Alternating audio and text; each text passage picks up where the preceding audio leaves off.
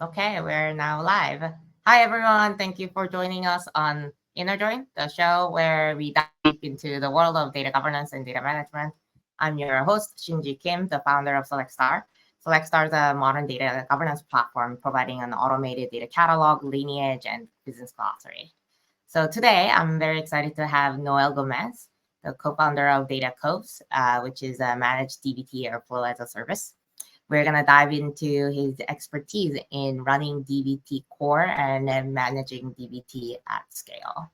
So please comment, ask questions on the chat if you have any questions for Noel or I. And Noel, welcome to InnerJoin. Welcome. Thank you. Happy to be here. Awesome. So I always start our show with this question. How did you get into data? Maybe give us a quick intro of yourself and how it also led to you're starting and managing Datacoves. Yeah, it's kind of an interesting thing. I find a lot of people don't start out in data, but end up in data, and I'm one of those people. Okay. I That is a very I much think of a being a like a I guess a repeated case for everyone that's been on the show too, actually. that's really funny.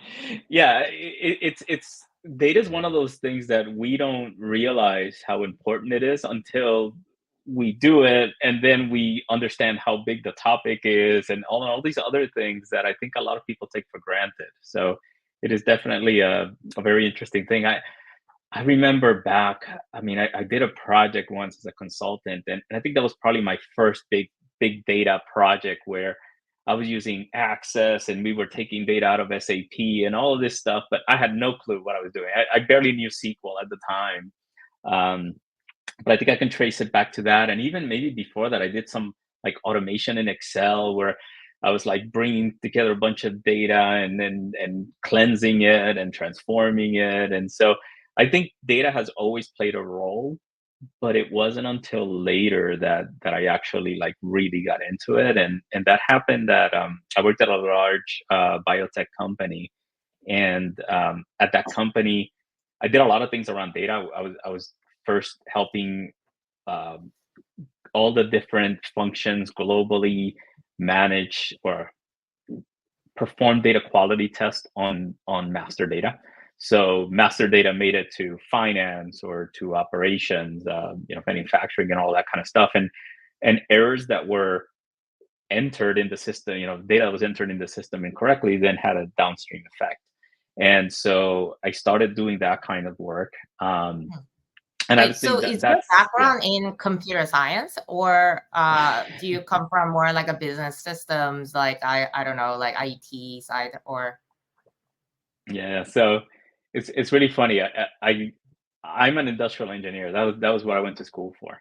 mm, And but I've always been passionate about computers. I always like, it's more like a hobby. Programming was a hobby. Uh, and so I would pick up things, like, oh, let me go learn about this programming language, or let me go try some other stuff.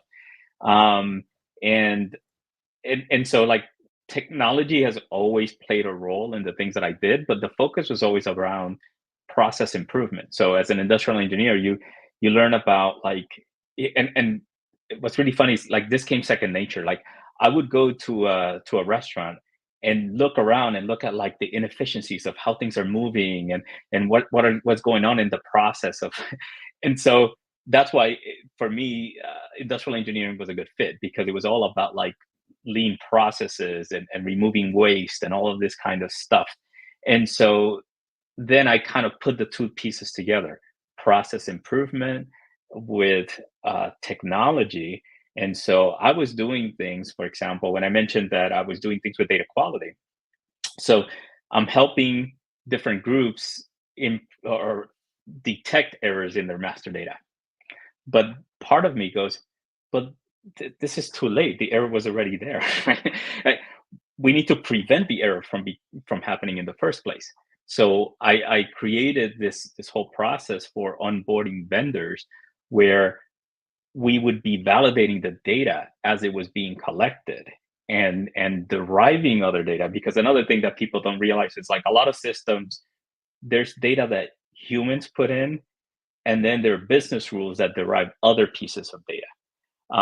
And so those calculations and things are just like before there was an automated system, these were like rules in people's head. They were like little flow charts that it would say like if the vendor's companies in this country and our companies in this, because the organization had many like different companies by country, let's say, if those two things happen, then you put this other value over here.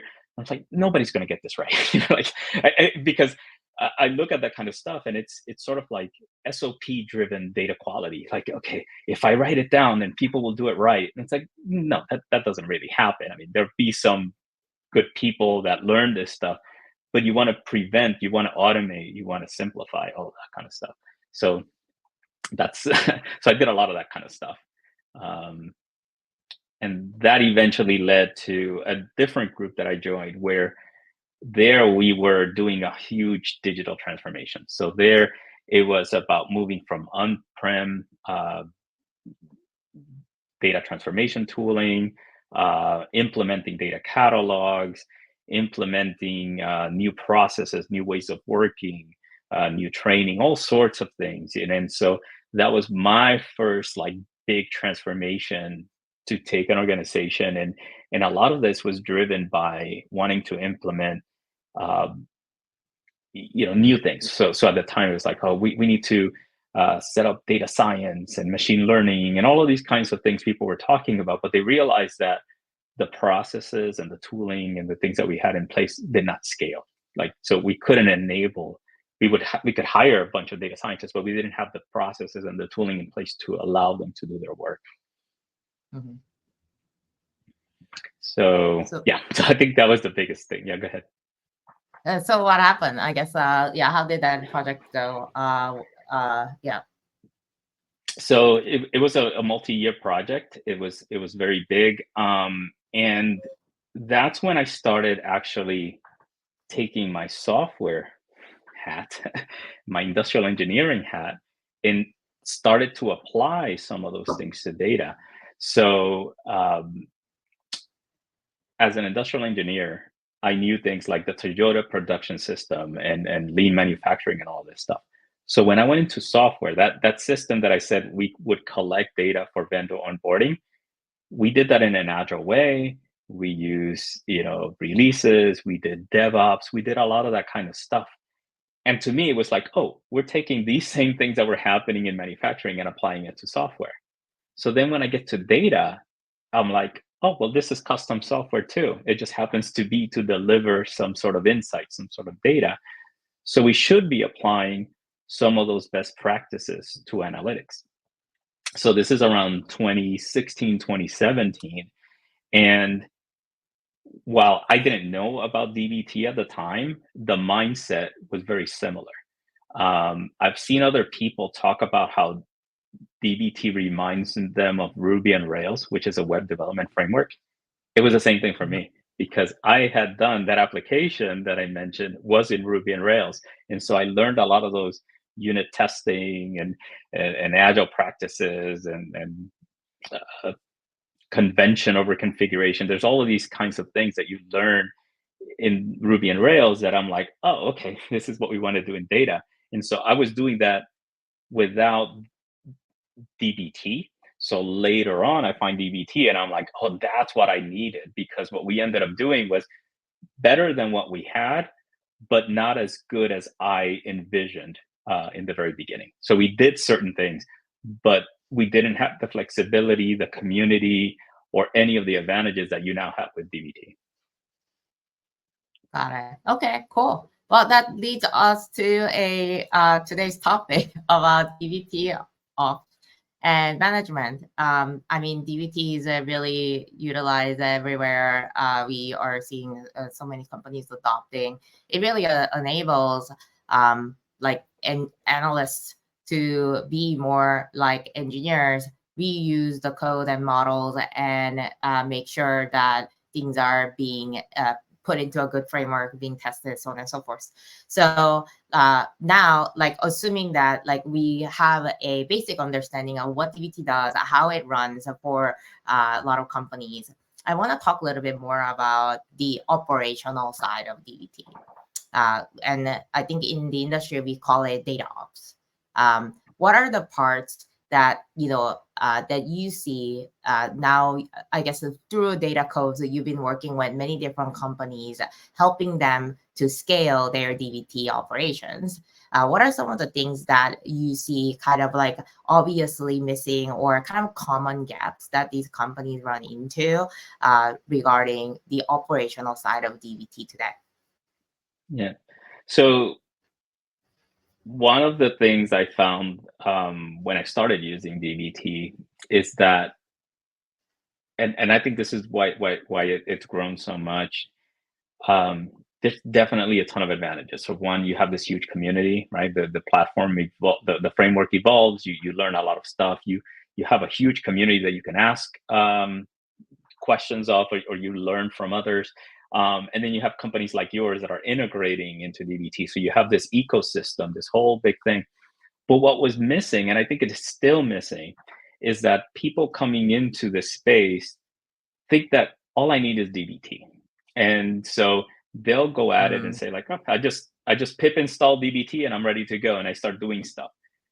What they don't realize is that DBT is just a tool. And the analogy would be like if I give three people Excel and I tell them make a forecasting model of X, you're going to get something, but they're going to be done very differently. You're not going to know which cells have assumptions, which cells have formulas, what kind of formulas. It'll be hard to maintain, right? So there's a bunch of things that will happen with any tool. And so what we talk to people about, what we find is that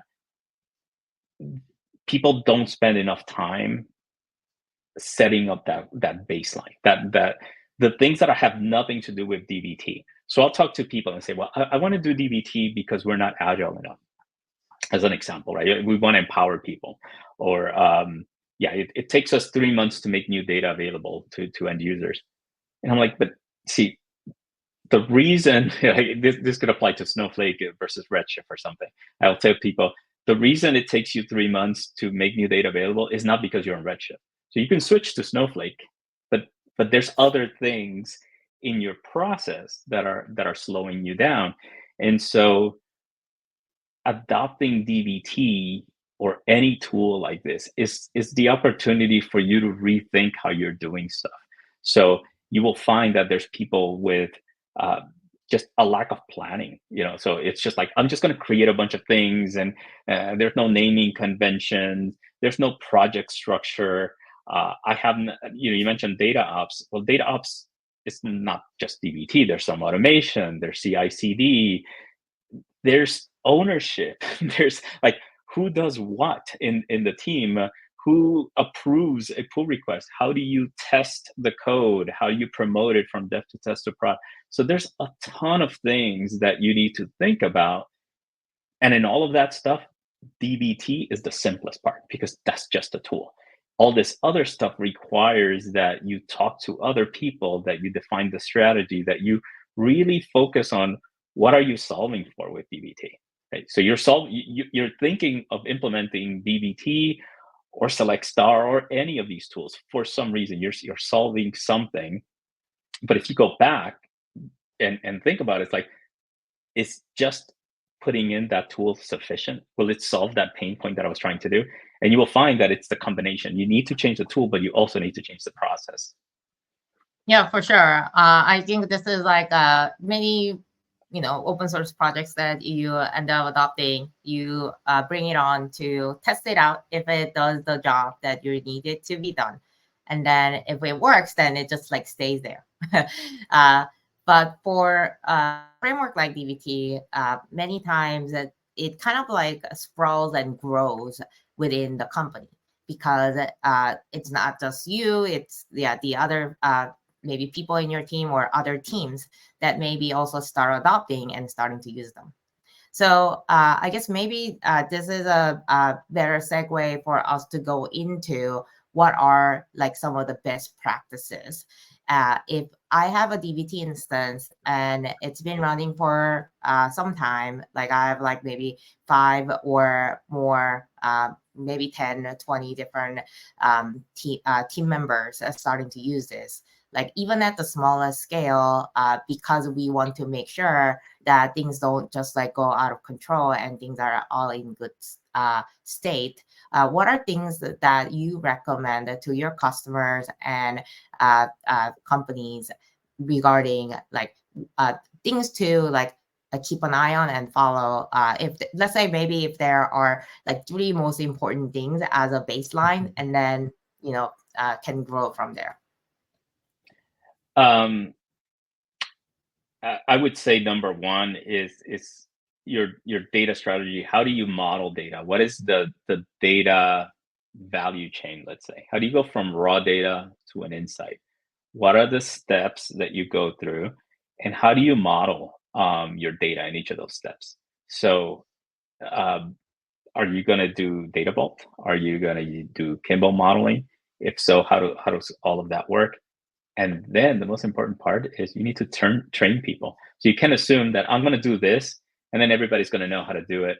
People have different ideas or just from their background of like what something is. I remember working with a company once, and I looked at their DBT project, and I remember seeing, I think everything was called fact. So it was something like orders fact, customer fact. And I'm like, no, all these things are not facts, But the thing is, this person came from the BI world. He didn't really know what these things were, right? So we take these things for granted, but we have to understand that like not everybody's at that same level. So how do we get You're people to talking that about level? like, can you name that way because those were fact tables, or because he saw just the data as okay, they have like a lot of fact like data, so we'll call it fact? I don't know what it was. I can't say, Oh, okay. but But just it was from the just named name, that way. the name was like customer fact, but it wasn't really. It was like the customer dim. It was a dimension. I He see. just called everything a fact. Like again, he didn't know the keys. He didn't know the difference between a fact and a dimension. He just heard these words, right, and just applied it somehow. And I'll say, like, in general, terminology is such a huge thing that we take for granted. Just a very simple. I have this blog post on our website about terminology and around DBT. And I remember when I first started with DBT, and you hear models, seeds, targets, Yeah, right? yeah. And you're like, what is all of this stuff? And it isn't until like you hear this nuance. So like DBT has a target, which is like where you're writing your DBT transformations to. But then there's also a DBT target folder, which is where DBT is writing these artifacts. We understand that they're two different things, but a new user coming in, they don't realize that those are two different things. And what is a seed? What is a staging model? And staging is a really interesting one because I came from software development and did some of that kind of stuff, in some of these applications. Like in SAP, for example, the staging environment was the one right before production. So I thought about it as a promotional, promoting data or promoting code from dev all the way to production. But in data modeling, staging is your first step, right? And so you now have a word that has two meanings, and someone needs to explain that to you. You need some knowledge, right? And so that gap is huge. Like I said, the data modeling is another one. The other one is like having these standards and validating standards. So, for example, you work with a data catalog, and everybody says like, I want documentation. That's why we need this. We need governance. We need documentation. We need ownership. Okay, but who's doing that stuff, right? Is it the developer, an outsourced developer doing your migration, writing descriptions? Are those descriptions going to be any good? How are you going to make sure that people actually put these descriptions in there? So let's say that we want to put descriptions like model descriptions in DBT. Great, we have a place to put it. But how are we validating that anyone actually put anything in there? So there's a package or a Python library that we support called DBT Checkpoint. And I saw that as a necessity because that makes sure that you follow certain governance rules. So you could say anyone can create a model. So you want to democratize, you want to open this up. But one of the things we're going to check for is that every model has a description. And so we're going to validate that. And if the model is missing the description, we're going to fail the CI/CD. So you need that automation. You need something in there. And that gets to the whole like promotion and approval of code going to production. One of the things that people don't realize is that there's still someone that should be doing some code review, should be making sure that these things are good. So in my example with the description, you can say, well, the developer puts in a description, but maybe the business user at some point needs to validate that the description makes sense. It's understandable, right? And so there's a collaboration between different teams. And these are all the process things that are not necessarily technology related, but there's how you're going to run these things within the organization. Yep. So regarding processes and standards, you talked about documentation, approval processes. Any other processes that you see is necessary to be included in either the development side, development phase of DBT models, or productionizing it? Yeah. A lot of companies are migrating from something else, right? They already have some system. Unless you're a startup or some newer company that has no process, you're usually migrating from an established ETL tool. What I find is that a lot of people want to just do a lift and shift. So that's like essentially just, I'm going to copy and paste something over here. And sometimes I have seen people essentially fight the framework. And what I mean by that is they're using DBT because it's the trendy thing. They hear it, they see a lot of posts about it and all that kind of stuff, or some manager comes in, they've used it somewhere, but philosophically they're not aligned. And so what you'll find is that they're fighting the framework. They're doing things the old way, but trying to make DBT do it that way. And so that's a huge thing that like you have to like philosophically understand that things are not done the same way. So a very simple example is auto incrementing primary keys. They have done that all the time. DBT doesn't advocate for that. There's a reason for that, but people need to understand like the why and then find a way around that. Like, how would you do it now that you don't have an auto incrementing primary key? Can you explain a little bit more, like why DBT doesn't promote it and how that is being treated in terms of like unique IDs or GUIDs for data models for DBT? Yeah. So the issue with auto incrementing primary keys is that, let's say Select Star is my customer, right? And so if I have multiple environments, dev, test, and prod, the ID for Select Star may be 1 in one database, 5 in another, and 12 in another, because it's just incrementing. There's no relation between Select Star, the company, and this number that I'm connecting your transactions with your company information. And that's an issue that's existed forever. But what you learn over time is that you should use surrogate keys. And so surrogate keys will generate the same ID. So given the same input, you get the same output. And that's a key thing about DBT. It's called idempotency. So given the same source information, I can run this process 100 times and still get the same output. If I have an auto incrementing primary key, I don't get that, because each time it's incrementing, or if I'm loading the data 10 times, I'm going to get 10 different IDs. And so that's the kind of problem that you will face. Yeah, makes sense. Yeah. Do you have a third one after modeling? I don't know. I know I've talked about a lot of different things. So modeling, validating that people are doing things right. And I think that the doing things right takes many forms: documentation, testing, data privacy.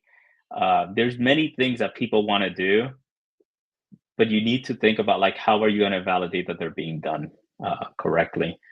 Um, and then understanding, I guess the other part is DBT is only one component of your whole data stack.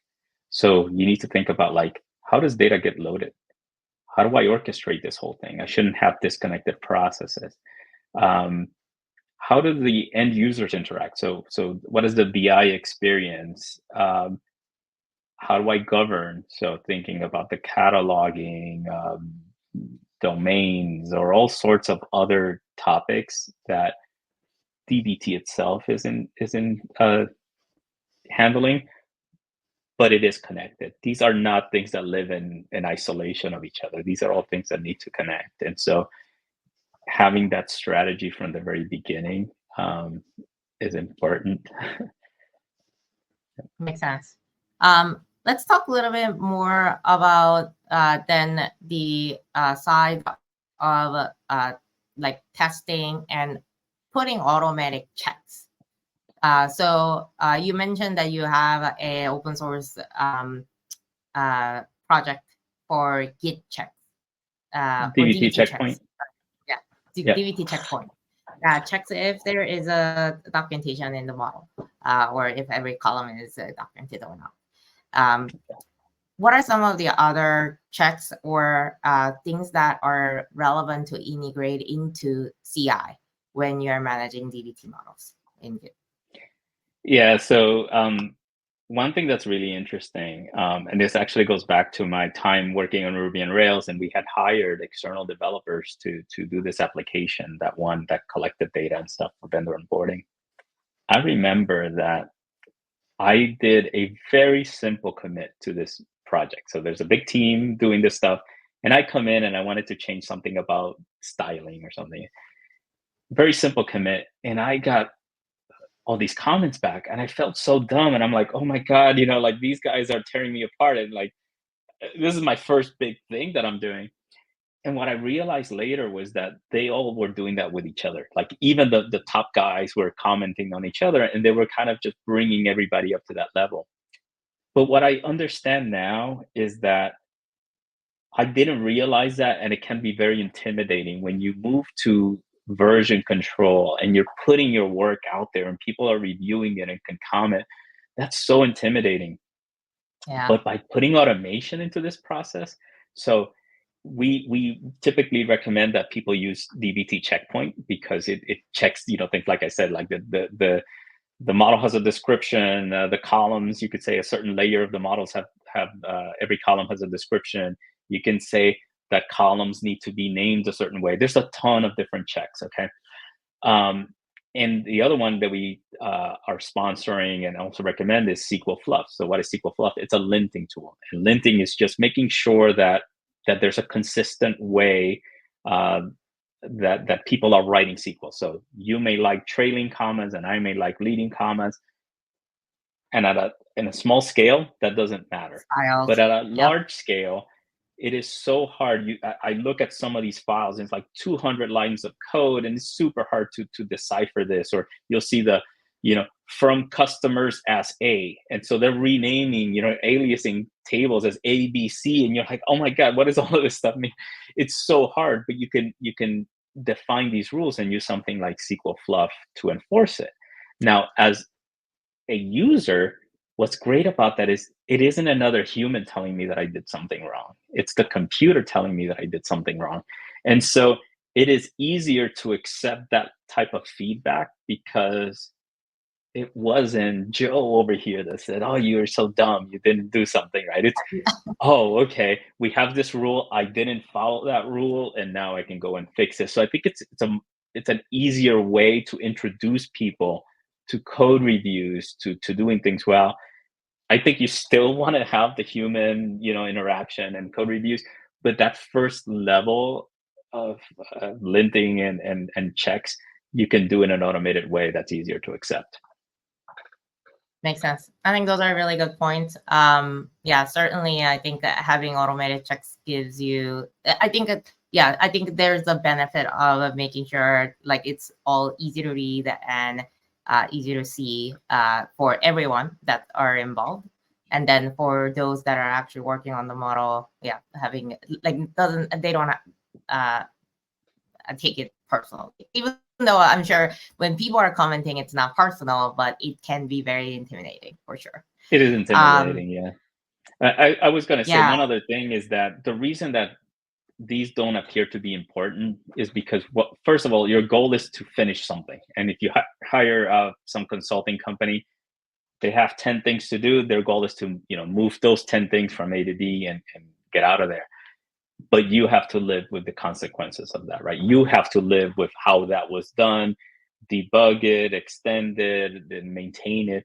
And this is it's hard to see this problem at a small scale. So when you're starting and you have 10, 20 models, you have 3 people working on a project, it's leading trailing commas aren't going to be a big deal.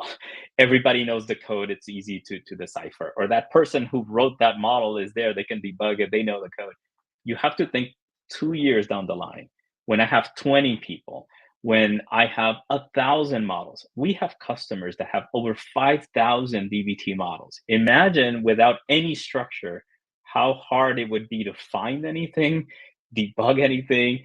It would be crazy. And our projects, because we work at scale, we go from 0 to like 1,000 models, or like customers do.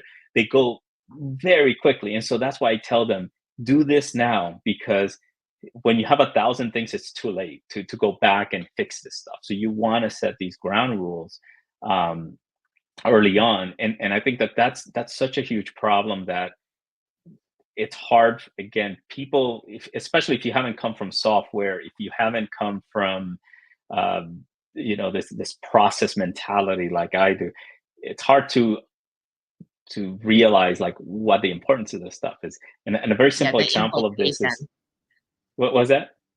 of like a small change or the stylistic part of the detail. Or the cost. So here's an example of this. Mm. People start using DBT with Snowflake, okay? And they come from Redshift and some other tool, okay? And so they're trying to improve things. They put in DBT and then they go like, "Oh my God, my Snowflake costs are through the roof." Okay, this is crazy. Okay, but if you actually go back and understand why did that happen, there's typically a couple of things. One of them is we just did a lift and shift. Your model was not optimal in Redshift. It's also not going to be optimal in Snowflake. And so if you have something that's taking an hour to run, maybe you need to think about like, why does it take an hour to run? Can I split it up? Can I materialize certain things, etc.? So modeling is one big thing. The other one is like, oh well, DBT lets me test. So let me just do a full DBT build, and then that will do my DBT run and my DBT tests and all of that stuff. And that all sounds perfect when I have 20 things. It isn't great when I have 1,000.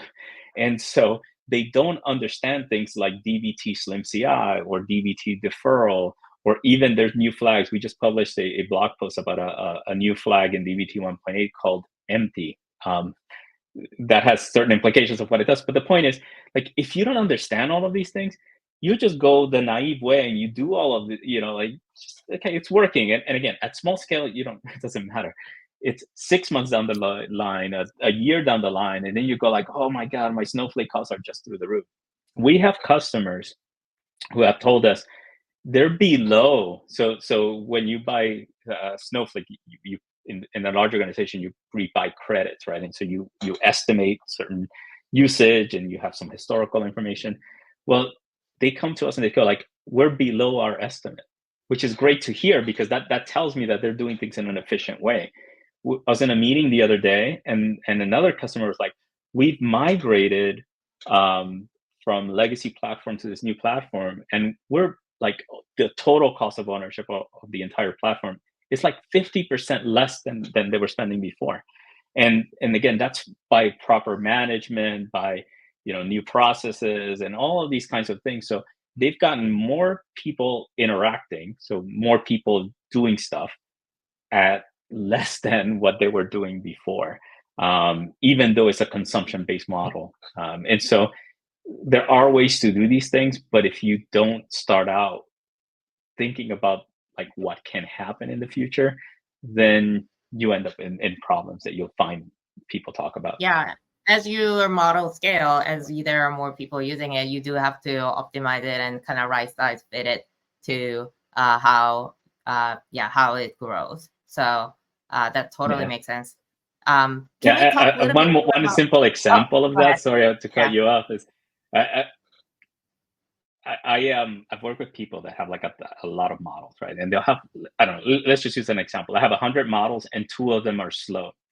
And so what they'll do is they will say, well, okay, well, I have an extra small warehouse. I'll just make it a large warehouse because those 2 models are slow. But or if I had 198 models didn't need the large warehouse, only 2. But the naive way of doing this is I'll just make everything use a large warehouse. And so their costs go up Mhm. without needing it, right? Not understanding that I can just configure the large model only on the 2 models. And so it's an innocent kind of change, but the implication is that it has this effect. Or another one that we've come across is they have orchestration, so they use Airflow and they want Is a that job to run easy every enough hour. to do? Oh, Very easy, very easy. It's just configuration on a model that you just say like use large warehouse only on this one. So very hmm. easy if you know what you're doing. If you, but the people don't necessarily know that you can do that, and so Yeah, then yeah, because like they're a naive relatively way slow. was that DBT user gets large warehouse and every model's Exactly. running at It's the the same same thing time. like Yeah, deferral and the slim TI. These are more advanced features, and you don't know. Like you're starting to use but they DBT 2 exist. months ago. Yeah. You don't know these things. The other one that I've seen is I need to run a pipeline every hour, and so I have like a development airflow, let's say, and a production airflow.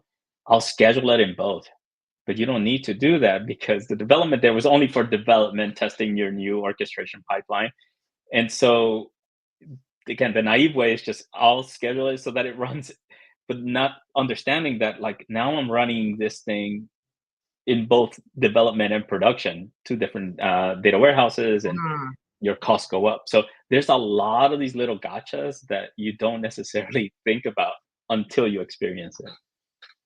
right, right. Totally. I wanted to talk a little bit about DBT tests because I think there are also like default tests that can be automatically applied, and then it also allows you to write different tests.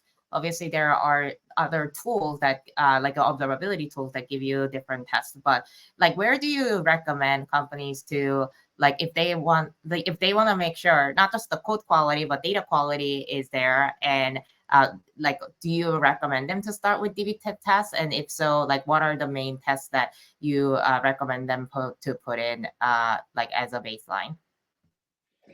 Um, so yeah, in the DBT community, we actually have an article on our website on this too.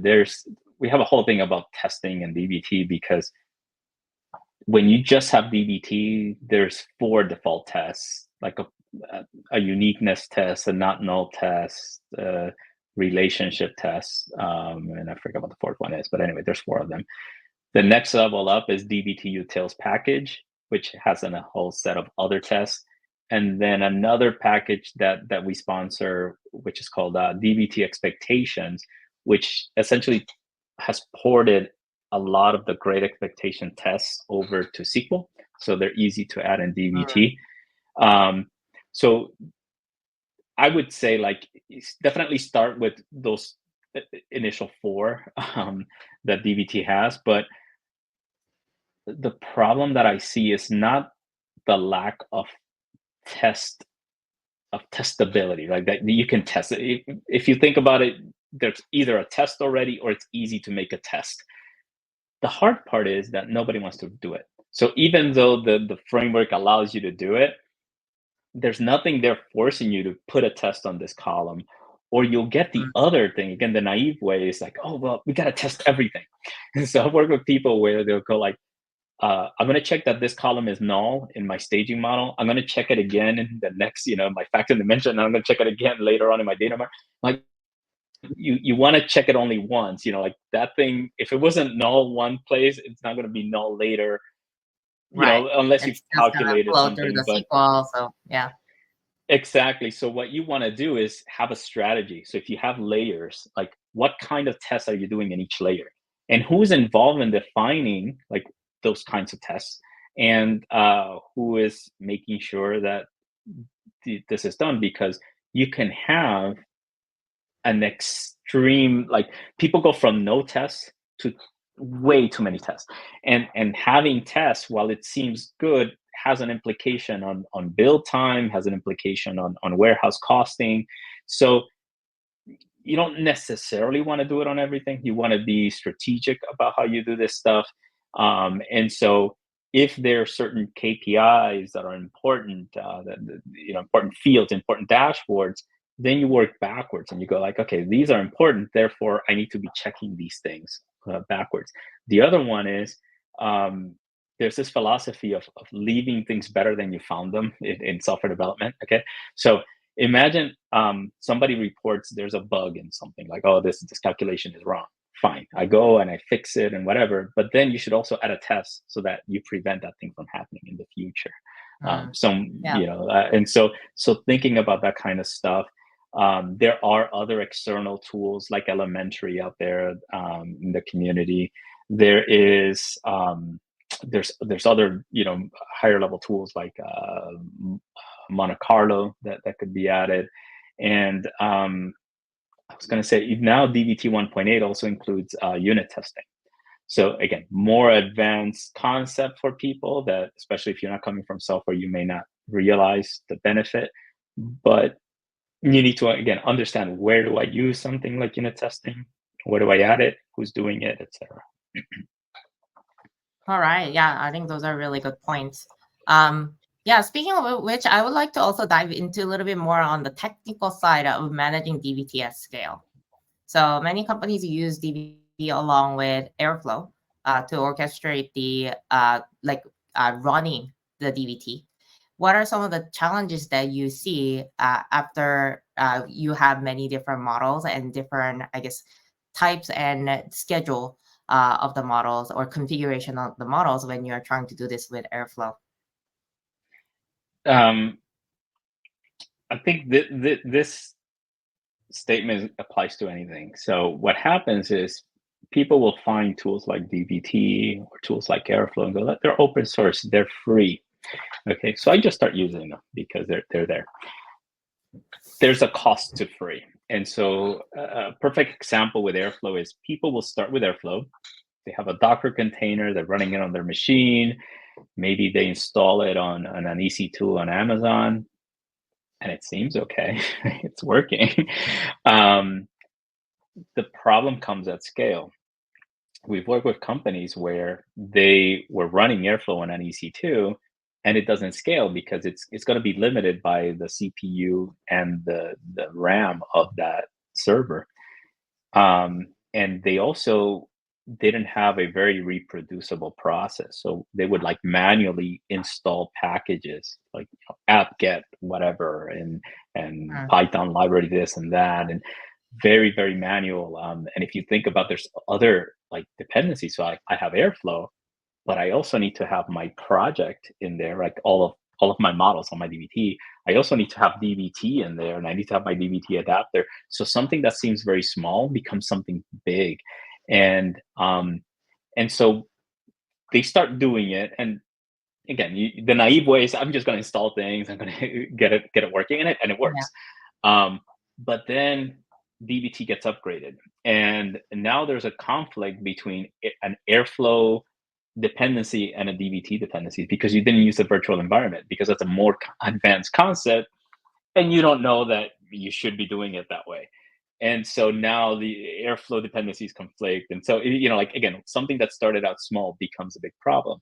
When things don't scale, then you're like, okay, well, I have to do Kubernetes. Well, running Airflow in an EC2 and running Airflow in Kubernetes are just like, there's a big gap. There's a lot of things that I need to learn, and so those are the kinds of problems that people face. And so I think when people are starting, they go for the easy button, right? The easy button is, whatever tool I'm using, I'm going to schedule my thing with that tool. So whatever my EL tool is, however I'm loading data, I say load my data at 8 a.m. And then I'm going to have some cron job or some very simple scheduler that's going to say, run my DBT project at 9 o'clock. It seems fine. It works. One thing loads at 8, the other thing runs at 9. But what happened over time is that thing that was supposed to start at 8, the data delivery is delayed. So data didn't come at 8. It came at 8:45.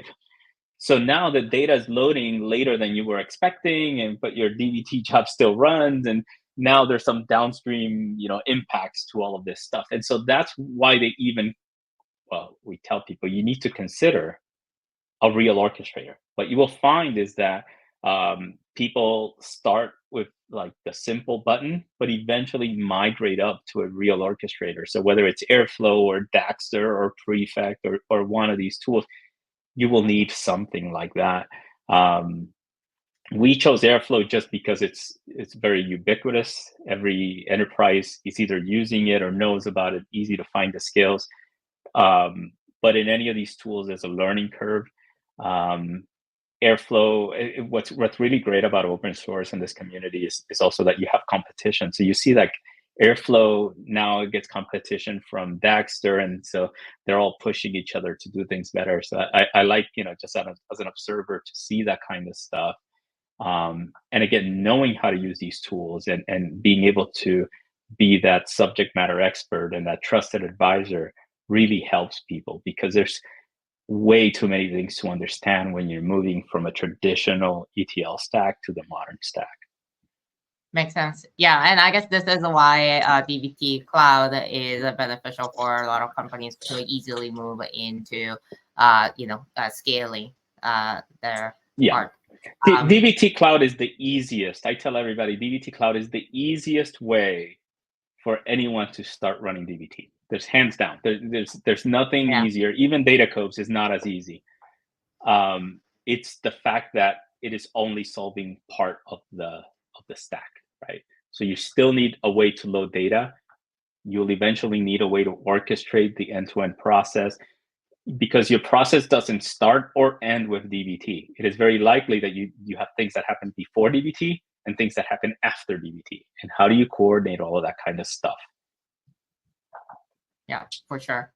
I saw that there's a note around Git branching strategy. Can we talk a little bit more about that? Yeah, so again, this is coming from software development, and like how would you do that for DBT models? Yeah, so the first thing we have to realize is that version control is very new to people. Especially if you're coming from an analytics background, maybe using Excel or just writing SQL files or something. So Git is probably new to you. You don't know what Git is in the very beginning. And so then you have to think about like, okay, well, once I learn Git, then I'm just making commits and somehow this stuff is going to get to production. And then you realize that there's such a thing as a branching strategy. So a branching strategy means like, how does everybody create a feature branch and a new change, and how does that get tested and get to production? And what you will find is that you have the very simplest, or the most basic way of doing Git is you have a single branch, you have a main branch, you create some change and you commit right to the main branch. And that's even though it seems simple, I would consider that a more advanced thing. There are companies out there who do this. It's called trunk-based branching. But it requires that you really know what you're doing, that you have good testing, because as soon as you make a change there, it's going to affect production. It's releasing it immediately.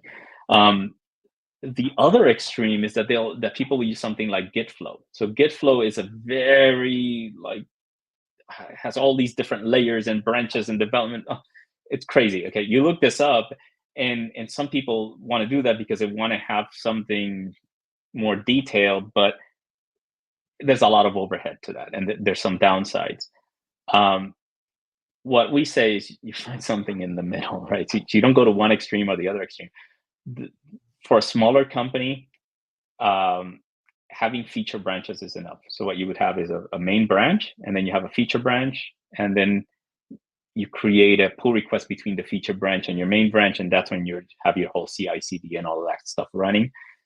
And that's usually good enough for a smaller company. In a large organization where there's a lot of teams, a lot of people contributing, and you don't want to be changing things very constantly, because as soon as you take that feature branch and you merge it to main, it's the changes out there, right? So in a large organization, you want to plan these changes. You want to say, like, we release every Monday or every other week or something like that. And so what we typically do there is there's a release branch in between. So you have a feature branch, and then the feature branches go to a release branch, and there you're merging multiple features together. You're doing user acceptance testing. You may connect your BI tool to that database, because we're building into different databases. And so it's a more structured way of getting changes to production in a more controlled way. Yeah, I think those are really good points. Well, we have about 10 minutes left. I would love to hear from you what you're looking for on what's upcoming on DBT's roadmap. So, well, we're going to the DBT conference in a few weeks, so we're going to see new things. DBT has actually been doing. There's a lot of new features that people don't even know about. So things like unit testing, DBT contracts, model versioning, that empty flag that I mentioned. Yeah, It what is. is that flag? Yeah. Can you explain? So, yeah. So And are there other flags that you feel like, oh, this is really handy, but not as many people are aware of it? well, the defer thing, the state modified. So that's where you would use that in CI/CD. All of this is in our blog. If you look at datacoves.com and you go to the blog Okay. section, the very first article there is about this empty flag. So here's what the empty flag does. It essentially, when you run DBT, it will materialize, a table or a view in your data warehouse. So it's doing certain calculations, okay, to get that thing out there. But there are these governance tests and things that you want to run, like with DBT checkpoint, that are just looking for things like, is the description there? Like what we mentioned earlier. But another check is, are the columns in your YAML file equal to the columns in your SQL file? Because these get out of sync again. It's one of those housekeeping things that, because they're in two different files, people forget to do that. So there's a checkpoint check that makes sure that they stay in sync. But to do that, you need to have the table in the warehouse, okay? But you're not validating that the data is correct at that point. You're only validating that the columns are there. So what the empty flag allows you to do is materialize this table, but don't do any calculations. So you bypass all the calculations. So it's like a table with 0 rows. That's it. It's just a structure, and that's needed. It's explained more in the article, but it's needed for certain checks. So the point is, there are things like that, or the contracts or the versioning, that are features that have come since DBT 1.5 that a lot of people don't know or aren't using it. And so people like us who are in this all the time and are seeing all of these features, things like, oh, this is all great, but there's still a learning curve. There's still like a maturity that companies have to get through to get to that level. So I would say, even just looking at what's happened over the last year or so with DBT would be a huge win. And now we'll see what else comes at the conference in a couple of weeks. All right. And I know that Datacoves have been also been improving a lot over the last couple of years, and you must have a lot of new features coming up too. So tell us a little bit more about things that you're excited about for Datacoves. Yeah. So we've been adding things to simplify how people use a managed like Airflow. So an example of this is having a development environment, a place that I can test my Airflow DAG without having to install anything. So traditionally what people do is they'll have Docker installed on their computer, and and they have to obviously install Docker, install Airflow, install all of this stuff, spin it up, blah blah blah. There's a lot of work that goes into making this happen, and we're like, how can we make that easier? So we developed a feature called My Airflow, which is essentially a managed instance of Airflow just for you, where you can change a file in our hosted VS Code in the browser and immediately shows in this Airflow. So there's no deploying to a branch or having to install anything. So we want to get that time to value reduced. So how can people do things faster, quicker? So that's a really nice feature that it's in beta right now, but we have a lot of things we want to do with that. Another thing is around scalability. So I mentioned we have customers that have 3,000 models or 5,000 models, and so we've created Datacoves mesh. So essentially, DBT Cloud has this feature called DBT Mesh. We did the same thing called Datacoves Mesh, and it's the ability to create references between different projects, so that you're not having one project that has 5,000 models. You may have 5 projects that references another project, and so it speeds up. It gives more autonomy to these teams, and it speeds up the builds and all of this kind of stuff. So that's another really cool feature that we have. For sure. That's awesome. Yeah, we have a customer that has like 20 different projects, and we've started supporting the column level lineage for cross projects, which I think just makes the complexity so much better to follow through, especially when you're tracking these dependencies in detail. And when you're sifting through thousands of models, this is just impossible when you're treating each project separately. So awesome. Well, Noel, thanks so much for joining me today. I will see you in person at Coalesce, and I really enjoyed the conversation today. So yeah, appreciate your time, and we'll follow up on a blog post later. Great. Look forward to seeing you. And if anyone wants to talk at Coalesce, reach out. And we will also be hosting a happy hour with some partners from Tobico Data, Cube, Recce, and Paradigm. They also offer a hosted managed DBT platform. So we'll have that. And so look forward to seeing everybody there. Awesome. Yeah, if you can actually post the comment on our event with the registration link so people can check it out, that would be great. We'll do that. All right. Thanks, Noel. Thank you. See you later. All right. Bye. See you. Bye.